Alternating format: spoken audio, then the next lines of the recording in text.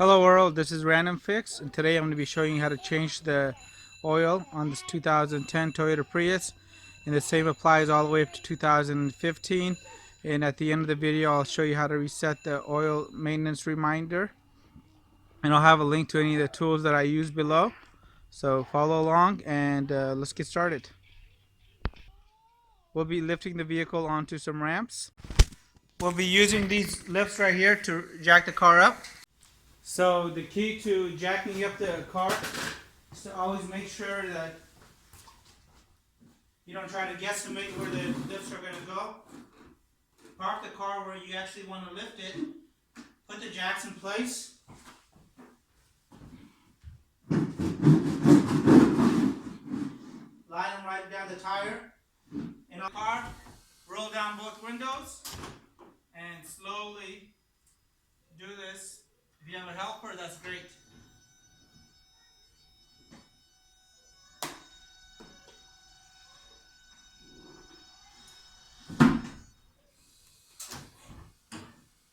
Since I got my vehicle off the floor now, what I like to do is remove my oil filler cap. Go ahead and loosen this up. I normally put it by the hood prop, but if you try doing this without this towel here, it will actually fall through. That way, in case I do the oil change and I forget to put this on, I'll go ahead and damage this versus damaging the motor. One thing that you want to do before going underneath the vehicle to remove the oil drain plug and the oil filter, you want to make sure the oil is nice and hot. So now that we're underneath the vehicle, you're going to have a plastic cover on this vehicle, and underneath this panel, this is going to be our oil drain plug right here, and this is a 14 millimeter on this Prius, and this is our oil filter housing, and we're going to use a special tool to go ahead and remove that. So this is the oil filter wrench you're going to need, and the reason why you want to use this and not the cheap little caps that go on top of this, because these teeth actually will slip right over here and allow you to remove it. And what you do is you put a 3/8 ratchet in here, and once the 3/8 ratchet is in, it will just allow the oil filter to back off. So I'm just going to loosen this up. But before you go ahead and take that off, what you want to do is use a 14 millimeter on this oil drain plug. I already loosened mine up, and the oil is going to be nice and hot. So what you want to try to do is see if you can get yourself one of these tools. This is just an oil filter drain plug, and what you do is you put it on, turn it, get your drip pan underneath, put a splatter guard in there, and just pull on it, and that way you have your drain plug right on there. It didn't get lost, and it kept it nice and neat, and you keep yourself from burning with that hot oil. So this oil is very mucky, if you can actually see it. See how you can't see my finger through there? This is way overdue, and you want to make sure you get as much of this nasty oil out, and that means letting it drip a little bit longer to make sure you get every last bit out. So I'm going to start backing up the oil filter. My drain plug is still open.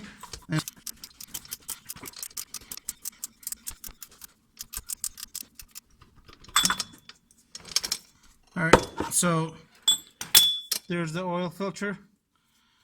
I'm going to be just going to remove it right now. Oil filter's in there. I'm going to go ahead and continue to let this drain out. And while this is draining, I'm going to go check the rest of the vehicle. So the oil is draining still. I'm going to come up to the engine coolant reservoir to make sure there's fluid in there. I can't check the actual level yet because we're on uneven grounds. The same thing goes with the hybrid system. I'm going to come and check the fluid in there, which is located in this bottle right in front of the brake reservoir. And I want to check these levels later when I'm actually on flat ground. But everything from up here looks good so far. So the one thing you might want to add every single time you do an oil change is the wind washer fluid on here. And this is something I make at my own house. I have a video, I'll have a link to it. It comes in these little tablets. Alright, so I got the oil filter out of the vehicle. Now you want to go ahead and remove this, and you want to discard this in a safe manner. A lot of auto parts stores might help you out, or your garbage company. And we're going to be also replacing the seal right on here. To remove the seal, I just use an oil pick or a small pick like this, and I just pull it off. Be sure not to scratch the plastic with the pick when you are removing the seal. So this oil filter is pretty dirty, so I'm actually going to go ahead and clean this with some brake fluid. If you don't have access to brake fluid, try to at least use a clean shop rag or something to get in there. You can see there's a lot of grease and build-up at the bottom there. So I went ahead and cleaned all this out. It's a lot cleaner. I got my new gasket here, and before you put this gasket on, you want to get some motor oil and rub this all the way around. So I got the gasket nice and oiled here. Alright, so that's nice and lubed, and I want to make sure my hands are clean before I grab the oil filter. And the oil filter is gonna just pop in just like that. Oh yeah? I am getting a little help today by my little helpers, my son and my nephew. Alright, so it's been about half an hour and we still got a little bit of oil coming out, but that's pretty good. I'm gonna go ahead and put the drain plug back in. And the same goes for my oil filter, and it's all lubed up on the sides. And when you're doing this, you want to make sure you do this nice and slow, no power tools.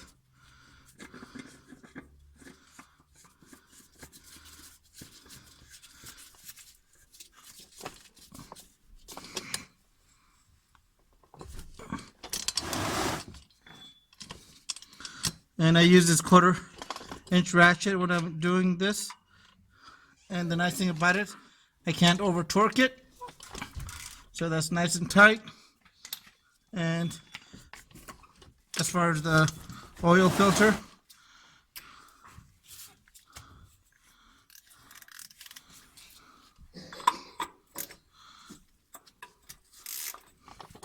I'm going to go nice and easy on this.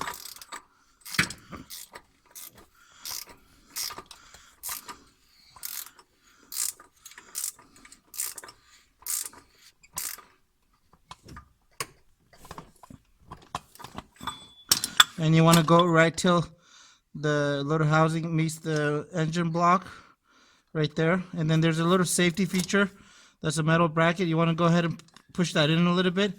And in case this spins off, it's supposed to catch it. So now I'm going to go ahead and clean all this up and see you at the top of the motor. So with my drain plug on correctly and my oil filter back in place, I'm going to go ahead and get ready to add the oil back into the vehicle.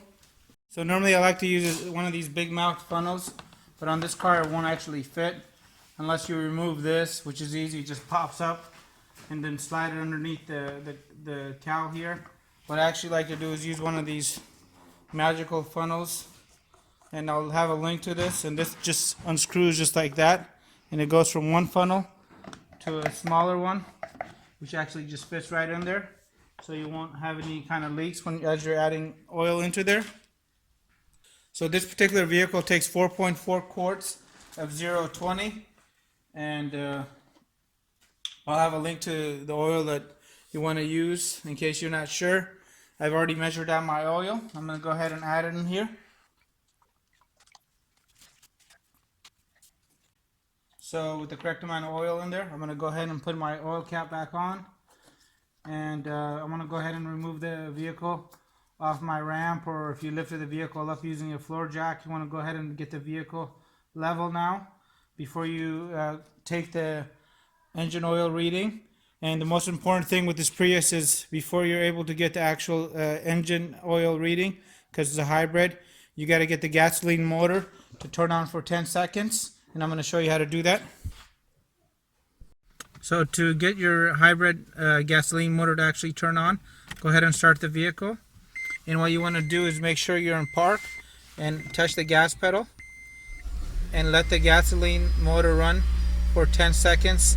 And you want to keep an eye on the gauges, make sure you don't get any kind of oil warning lights. If you do get any kind of oil warning lights where it tells you that you have low oil pressure, you want to make sure you turn this motor off ASAP. So after 10 seconds, I'm going to go ahead and turn this off. Alright, so with my engine started, I made sure that my oil pressure light didn't turn on. I'm going to go ahead and get a reading on the oil dipstick now. And what you want to do on your particular vehicle, you could always check the owner's manual. You want to go ahead and make sure that the reading is between the very bottom mark and the top mark. And one trick that I found over the years, just because a lot of these oils have a very light color, you want to try to go ahead and get a white napkin.